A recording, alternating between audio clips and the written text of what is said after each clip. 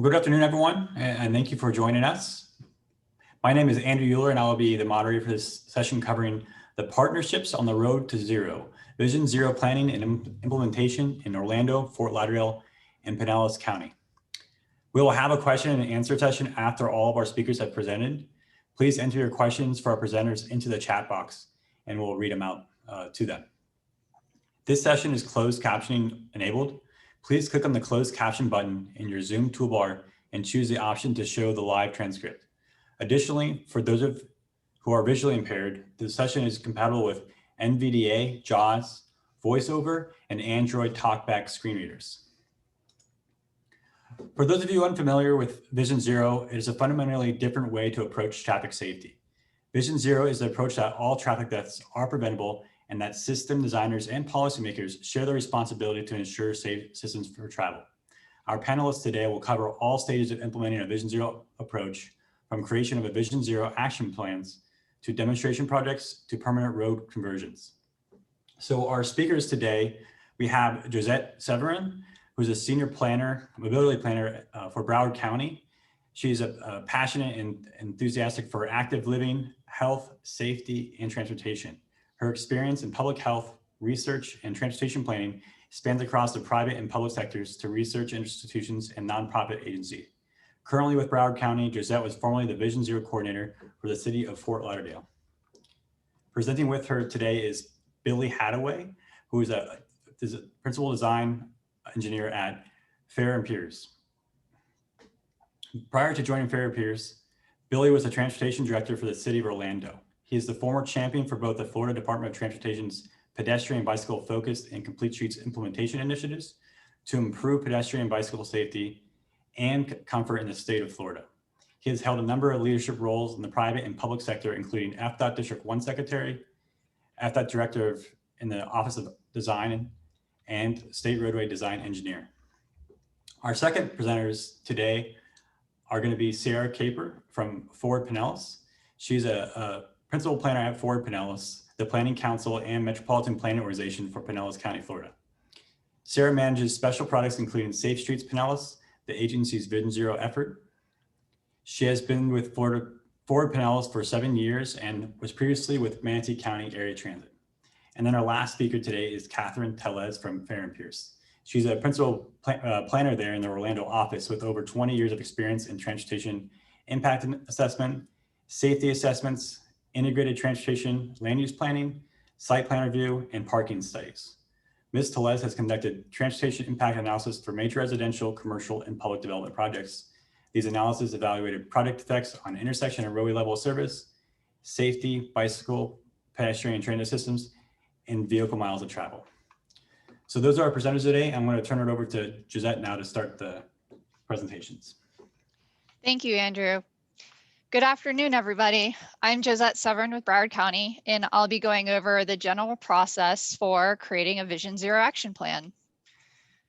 A Vision Zero action plan is a living document, so it should be approached as a continual process of establishing foundational elements, developing actionable strategies, creating your implementation plan, and evaluating your efforts and conditions with community and equity consistently factored into the process. During the course of your plan, you might identify some new influential elements that may add to your actionable strategies or new implementation methods, and you might not know this until you've done your evaluation. This is where the living document comes in. It's continuous evaluation, continuous community outreach, and equity analyses, and you'll have to update your approach as you see fit through your evaluation in your input. In the foundational elements phase, you will establish your baseline. So crash data alone will not be able to tell you the complete story. So your data must be complemented with community engagement, community characteristics, and informed by your task force. Leading with data and input from key stakeholders will enable a well-rounded approach to your actionable strategies. The image to the right is an example of a Vision Zero workshop held to gather input from Fort Lauderdale's neighbors and task force and champions so that they could adapt their approach. You'll see that pedestrians and bicyclists are specifically called out to be addressed as modes, and then lighting, stop on red, homelessness, and other demographic analyses are also elements identified to include in their approach. As you build your plan, you'll need to make sure that your communities of concern have a role and that they're engaged. Through the task force at the City of Fort Lauderdale, we identified a need to address the unhoused community due to rise in traffic injuries among that specific population.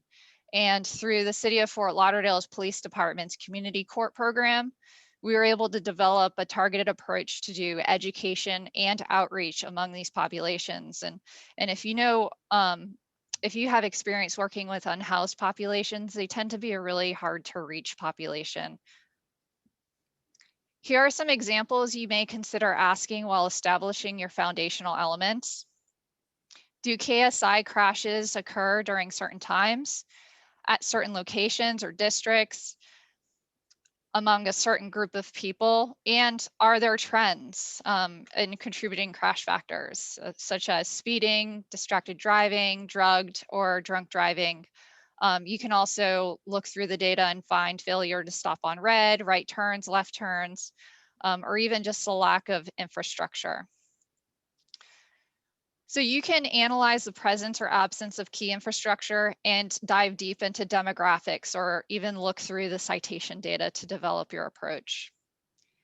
Once you get a clearer picture of your foundational elements, develop your actionable strategies. Your plan could focus on a safe system approach to roadway design, focus on safety for a particular mode or a specific behavior, or focus internally on developing the resources you need to have a successful program.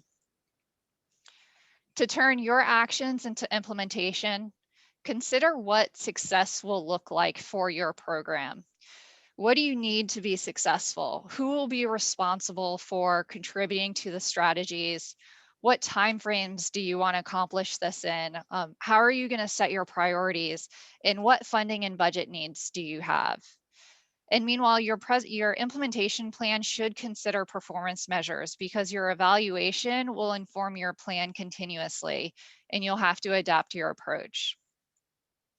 You will also need to consider transparency and internal needs. At the City of Fort Lauderdale, we included a Vision Zero educational presentation in the new hire orientation program.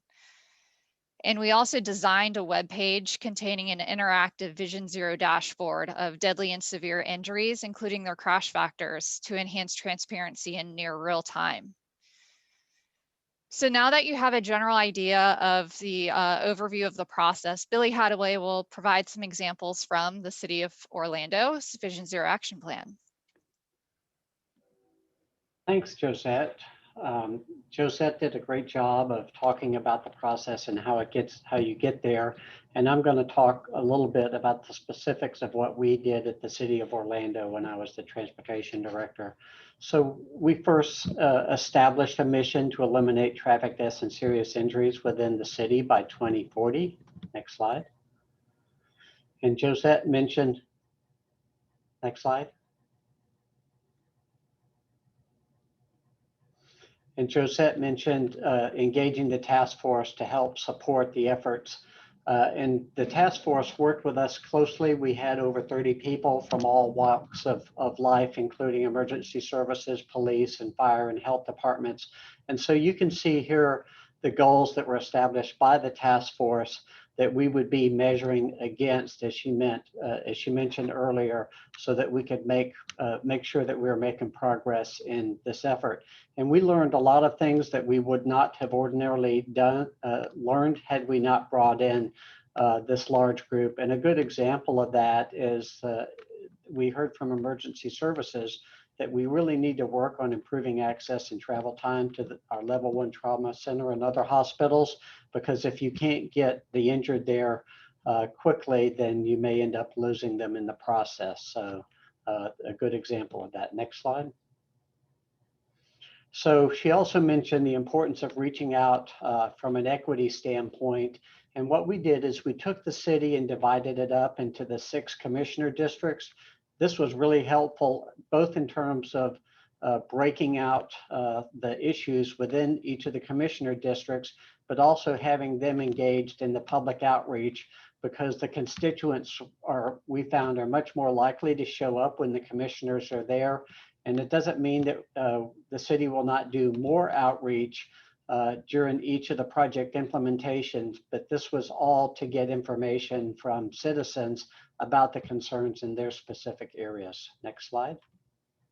So one of the things we found out at our first commissioner meeting is that instead of the public telling us the things that were specific to their neighborhood, like what streets did they not feel comfortable walking on, what could we do to make it more comfortable to walk on, or where were there identified safety problems, what we heard was basically this list of things, which those of us who do this work every day hear all the time. So we put this at the first slide, or first or second slide from then on out, and we got really good feedback from the public about the specific issues for their neighborhoods and what we could do to improve bicycling and pedestrian activity. Next slide. So this is just illustrates, based on the data that our consultant worked on in gathering the crash data and serious injury data throughout the city. And you can see the vulnerable users, which are pedestrians, bicyclists, and motorcyclists. When a crash occurs, they have a much higher rate of injuries or fatalities than do those in cars, because we obviously have a lot of protection systems in our automobiles. Next slide. Also here, what we found out is how serious the problem was in the city of Orlando. And all this data will be on the slide for your information. But you can see here by commissioner district, how many fatalities and how many serious injuries occurred in the city during the 2015 to 2017 timeframe. And notice that we had almost 2,800 serious injuries. Next slide. And this is why that's a concern. I had not looked up this definition of a serious injury for many, many years, and I'd forgotten how these are really life-changing injuries that people suffer when they get injured. So the fact that there are 2,800 serious injuries during that time frame means that there's a significant problem that we needed to address in the city of Orlando. Next slide. So just to give you a couple of screenshots of our high injury network, we asked our consultant working with us to identify 3 corridors or segments of corridors in each of our commissioner districts, which were the worst in terms of fatalities and serious injuries. And you can see in this commissioner districts, which is one of our southernmost districts, that 47% of the fatalities and serious injuries are happening on 3 segments of roadways. Next slide. And this situation here is even worse. Just north of that district, 79% of the fatalities and serious injuries are occurring on 3 segments. And what we found is in our 6 commissioner districts, we had between 28 and 79% of our fatalities and serious injuries occurring on those 3 segments within each of the districts. So by focusing on those corridors, we should see a significant reduction in those fatalities and serious injuries. Next slide.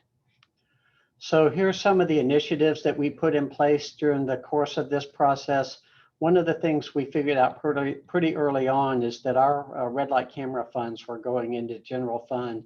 And we were fortunate that our commissioners and our mayor agreed to take those funds, put them in a cost center that would be used just for the safety initiative. So we paid for our Vision Zero action plan with those funds. Also, one thing that you might want to be aware of, you'll see here that Federal Highway provides training. This training is provided free to the state of Florida. So by requesting to your DOT district, you should be able to request this training for your region, and it's provided by Federal Highway because Florida is a focus state. Unfortunately, we're qualified for that reason. Next slide.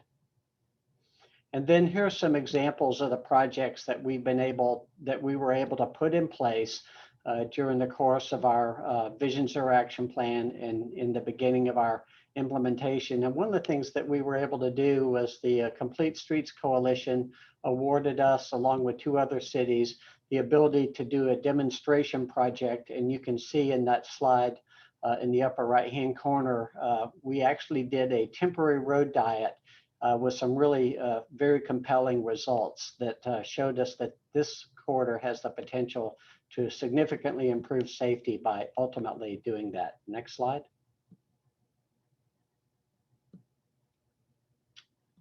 And then 2 quick illustrations. This is a 4-lane undivided roadway that runs into the heart of downtown Orlando. And we worked with a consultant, Florida DOT, to create what will be a road diet with a cycle track adjacent to Lake Eola, which will significantly reduce speeding, reduce crashes, and make this corridor safe for everyone. And these are the types of things that you can achieve with a Vision Zero approach. Kathrin? Or Sarah, I'm not sure which, sorry. Great. Thank you, Billy. Good afternoon. Kathrin and I are going to speak a little bit more about demonstration projects and Vision Zero implementation in partnership. So for Pinellas, as Andrew mentioned, is the MPO and the Pinellas Planning Council for Pinellas County, and we decided to embark on a Safe Streets effort, which is our Vision Zero effort in 2019.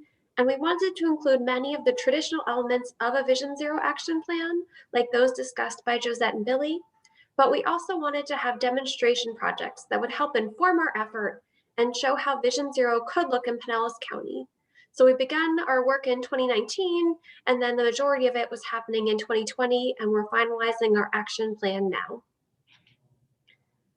And with those demonstration projects that I mentioned, we wanted to test different elements of Vision Zero engineering and non-engineering countermeasures, like education, technology, and piloting new techniques. We also wanted to have our projects in different contexts in Pinellas County, working with a range of partners, so some with local governments, some with the Florida Department of Transportation. And we used our 16-member task force with local agency partners and others in the community to help us identify where those demonstration projects should be. We identified 4 of them, and a significant piece of each of these 4 is collaborating with our partners to help everyone understand that Vision Zero doesn't happen alone, and we need this continual collaboration to make sure we get to zero. As part of our action plan, we're providing detailed summaries of each of these projects, including lessons learned. The first of our demonstration projects was a celebration of the installation of a new rectangular rapid flashing beacon on Nursery Road at the Duke Energy Trail. This was a collaborative effort. It involved the City of Clearwater and Pinellas County. A few weeks before the event, we created invitations that were sent to people interested in the project, including neighbors and others who had expressed interest in this location, as well as our project ambassadors, and posted online. And you can see here, this is an educational flyer we also developed. It has many of the same information that FDOT includes in their flyers, but we updated it to be specific to Pinellas County and to show our branding with Safe Streets Pinellas, along with examples that specifically identify Pinellas County facts and kind of figures, things like that. We let local media know about the event, and we reached out to the family. This location is where a woman was killed in May 2019. And so we reached out to her family to see if they wanted to be involved and to let them know about the installation. And they were very interested and did in fact attend the event. Here's the back of the flyer, as I mentioned, highlighting some of those Pinellas specific facts. And while the flyers were created for this event, they don't reference it, so we can use it throughout our efforts and in the future. Here are some pictures from the event at the Nursery Road location. We had educational materials, stencils. We were out there for a couple of hours collecting data, and also there as people were using the trail. And even with all the activity on the trail that afternoon, we noticed many people driving 10 to 20 miles per hour over the speed limit, which is 35 miles per hour. But with the RFB, we noticed that most drivers did yield to the pedestrian or bicyclist who was waiting to cross once it was activated. Here are some additional photos from the event. We were able to celebrate the life of Carmen Charez, the bicyclist who was killed. Our executive director and board chair were in attendance and provided some words, and her family expressed appreciation for the effort and were able to speak and let us know how important it was and really commemorate the event and their sister's life.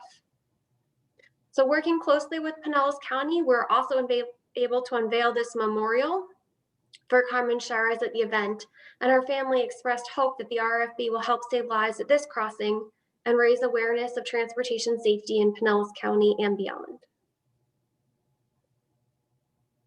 Moving to a different location, this is an effort we're looking at for a demonstration project at a beach community.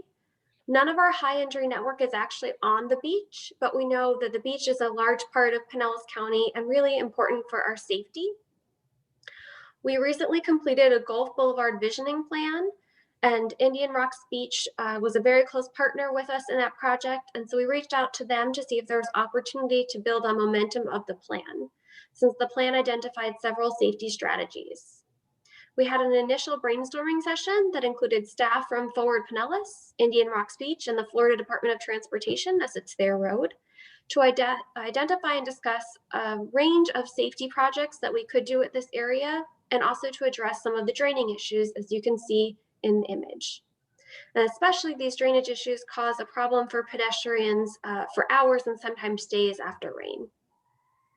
We also noticed a high density of unmarked crosswalks at driveways and side streets, areas where the pedestrian path is not well defined and where landscaping intrudes in the path, as well as speeding and vehicles passing on the right in the bicycle and pedestrian lane.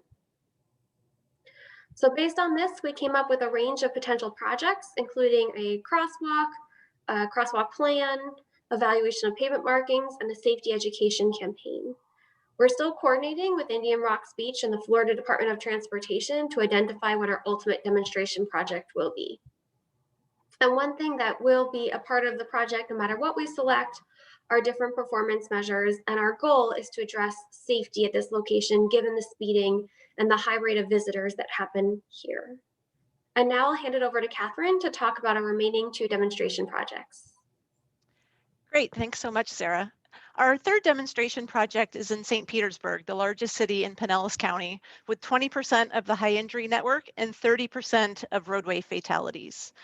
Based on the collision profiles, as well as the level of feedback we received from the public about transportation safety concerns in St. Petersburg, we reached out to the city to brainstorm potential demonstration project options.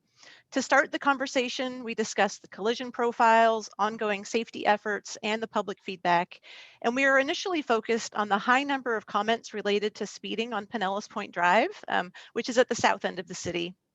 However, in discussions with the city, we quickly realized that the current collector roadway designation did not provide much room for experimentation with new traffic calming devices, and that while there was a plan in the works to reclassify that roadway, it didn't quite fit with our project timeframe.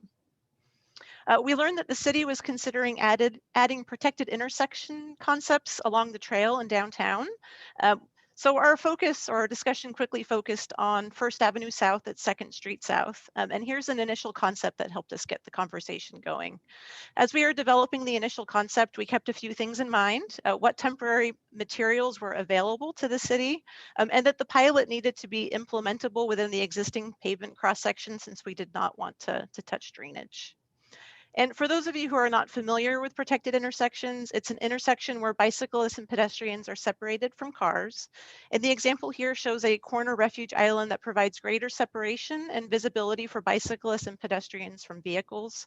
It also serves to reduce the effective pedestrian and bicyclist exposure during the crossing distance. And the refuge island also serves to slow vehicles as they're making a turn. So after our initial meeting, we worked with the city of St. Pete to collect feedback on some of the initial concepts, with the final concept shown here. So the construction will include installation of tough curb to form the refuge island, some delineator posts, and some enhanced pavement markings. The existing bicycle signal will also be relocated. We also collected data at the crossing to document roadway user behavior, including speeds of vehicles making the eastbound right turn movement. During the data collection period, the maximum speed we observed a person driving making that right turn in a vehicle was about 32 miles per hour. And surprisingly enough, some of the higher speed vehicles were transit vehicles. We also observed an 85th percentile speed of around 23 miles an hour, averaged over both weekdays and weekends, but some stark differences between the weekday and weekend behavior. And we also did note that there were a number of near misses at the intersection as well that required some evasive action from one or more roadway users, including some instances when both a bicyclist and a vehicle had the right of way, and had it not been for people paying attention to one another, that could have been a collision there. So in addition to the data collection, we also developed an educational flyer similar to the one for Nursery Road, so consistent with the project branding. And we also developed a survey that will go out to the public once the device is installed to get some feedback. So the public feedback in combination with some after data that we plan to collect will help inform whether or not this treatment should be installed at other intersections along the trail and potentially other locations in Pinellas County. So we expect that this will be installed through a push button contract that the city maintains sometime in late February or early March. So we're very excited to see that happen. And our final demonstration project was a more formal near miss assessment at the Alt Route 19 Curlew Road intersection. And this was in Dunedin. So a near miss is defined as an event that almost resulted in a crash, and one or more roadway users took evasive actions that prevented the collision, such that noticing another driver was intending to run the red light and they waited to enter the intersections. So near misses tend to be much more prevalent than collisions, and it can be a better way to help detect some of the root causes of collisions at an intersection without having to wait for an actual collision to occur. And this can help refine safety improvements to capture a more nuanced view of the intersection. So this intersection was selected because it had received a fair amount of feedback from the public, and FDOT had already been working on some evaluations of the intersection. So through this project, we retained a technology firm to collect intersection data over the course of multiple days. And the analysis set contains the interactions of over 91,000 people driving vehicles and 3,800 people walking and bicycling over 4 days, mostly weekends, because this is also a trail crossing, and that's when the level of pedestrian and bicyclist activity is the highest. So the near miss analysis, we captured a variety of data points, including the speed of each roadway user, the time between the arrival of different roadway users at a common point, roadway users running the red light, which in this instance actually included about equal levels of people driving and people who are walking or bicycling. So this map here shows some of the key conflict points within the intersection, which are primarily the left turn movements and also across some of the crosswalks. And we all know that vehicle speed can play a large role in the outcome of a collision. So understanding the speeding behavior is an important component to developing engineering countermeasures. And these heat maps, I just found them to be really interesting to see, how vehicles operate through the intersection, where they're accelerating, where they're decelerating. And with the technology, we're also able to see, who is speeding, what movement is most likely to see vehicles that are speeding, and what time of day. So most of the high speed events were occurring late in the evening, early morning, when lighting levels made seeing vulnerable roadway users a little bit more challenging. So in looking at the near misses, a lot of the most prevalent ones were the permitted protected left turn movements. And, some of them were actually, most of them were when a left turn vehicle actually turned behind a through movement, which is, how the intersection's intended to work. But there are quite a few instances where a left turning vehicle turned in front of a through vehicle, and through the videos we were able to see that the through vehicle had to take some evasive action to prevent a collision, and it was really interesting to be able to see on the videos vehicles slowing down. So this was just a way to really enhance the analytics on the project. And here's just some other examples of some of the pictures that were provided. And then here's an example of a near miss involving a vulnerable roadway user. So in this instance, it was a person cycling. And so, both parties appear to have the green light to travel across the intersection. And it's, really interesting to see really how people behave at the intersection to help refine what you might decide to do as a countermeasure. So we initially presented these results to the county and FDOT in September, and we had recommended reducing the cycle length because it's a very high cycle length, and we noted a number of people, running the red light, and also suggested a whole series of other signal timing modifications and signal phasing modifications that could be implemented in the near term, while some longer term solutions are looked at. And so while there's some great promise for near miss analytics, it does not replace a traditional safety assessment or field observations by an experienced transportation safety professional. But combined with other data, it can definitely provide more nuanced insights into the operations of an intersection.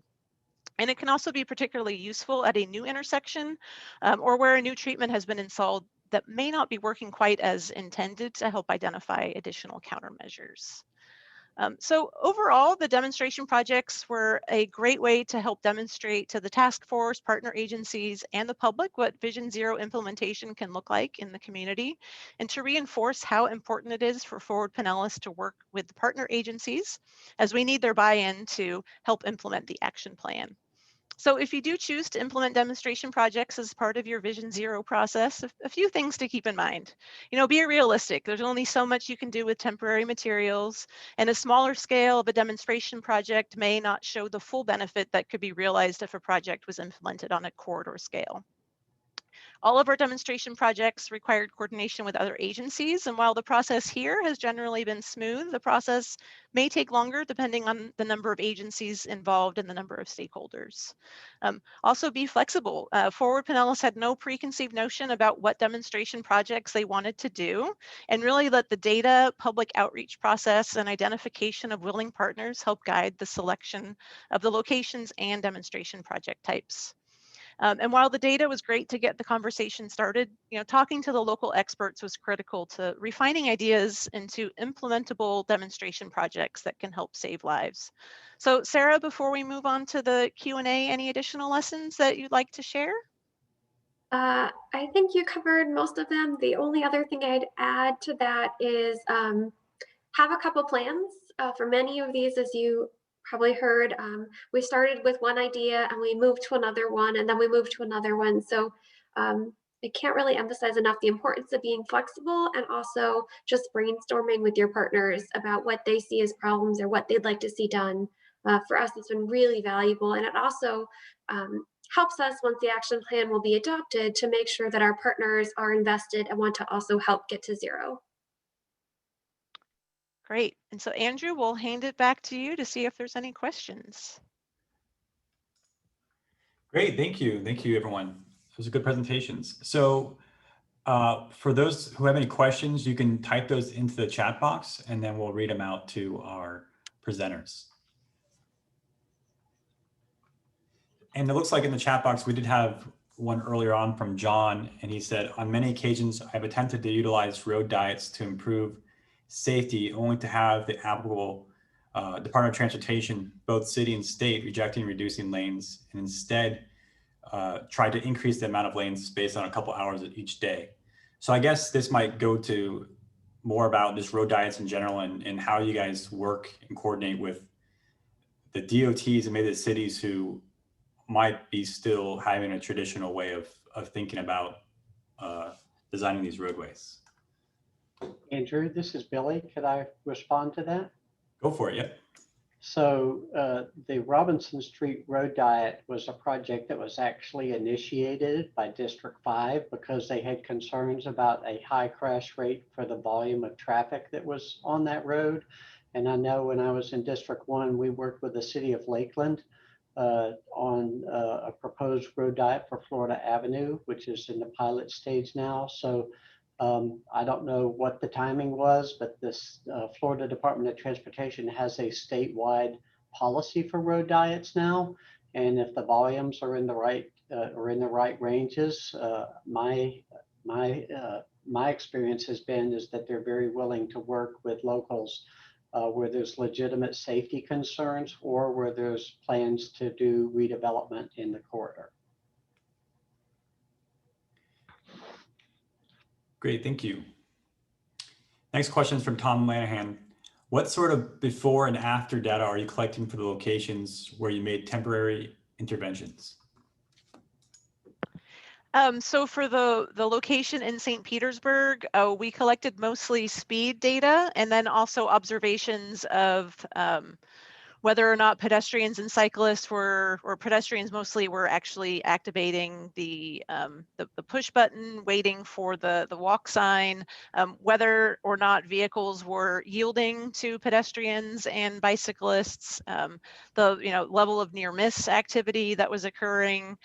We also looked at collision data as well to see really what was going on at the intersection in addition to sort of the near misses, what were the actual collision patterns. So we'll be repeating that same process once the device has been installed. And I can add to Kathrin's comments. When we did our Safe Streets Academy project, we collected all of the same data that Kathrin has mentioned. We did not do a near miss analysis, but we did do an evaluation of traffic on adjacent neighborhood streets because of concerns for cut-through traffic.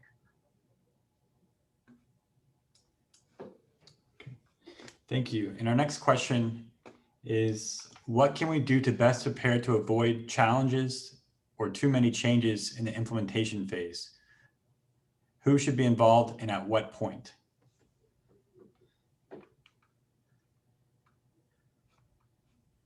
I'll be happy to weigh in on that. Thank you.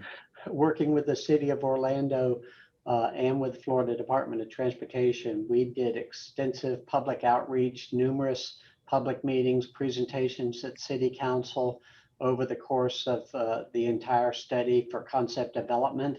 That will continue into design, plus the consultant that did the work for Florida Department of Transportation had maps where the public could go in and weigh in on concerns that they had. One of the concerns that we heard from adjacent neighborhoods was concerns about cut-through traffic or delays. So I think the more transparent you are with the public, you'll always have some concerns. You're never going to get 100%. Yes, we love the project, but if you're doing it for safety purposes, you definitely want to address all the legitimate concerns that the public brings forward. Yeah, and I would just say getting some buy-in from local elected officials and having some champions also helps to make sure that the concept doesn't get diluted as it goes into design and implementation. Absolutely, I agree. Thank you. And as a reminder, you can submit your questions on the chat room and we'll read them out to them. I had one myself. I saw a good demonstration products shown and pilot products shown in your presentations. And I know many of you might be working with cities and have local funds to do that. Have any of you been able to sort of get federal funds or state funds to go towards more demonstration or pilot projects? I can tell you on the Florida Avenue project with the city of Lakeland, and you would have to speak to the district, but my understanding was that the state has done a pilot road diet on Florida Avenue to see how it's going to work before they do full implementation. And I would expect that they use state funds. I'm not sure if they use federal funds as well. Okay, thank you. And to add to that, the city of Fort Lauderdale applied to several different grant applications, one of them being the Made to Move grant application through Blue Zones and Degree Deodorant. And they were able to secure $100,000 to do a safety improvement project along their Flagler Drive corridor, which is runs along the FEC railroad tracks. So there are other funding opportunities that you can go for that are smaller, but those can make a big difference if you can get, temporary materials, paint, go out there and do different stuff, or if you're able to make small differences along corridors, that'll have big improvements to certain neighborhoods. And Andrew, I can share that on the Safe Streets Academy, that this was funded partially by the National Complete Streets Coalition.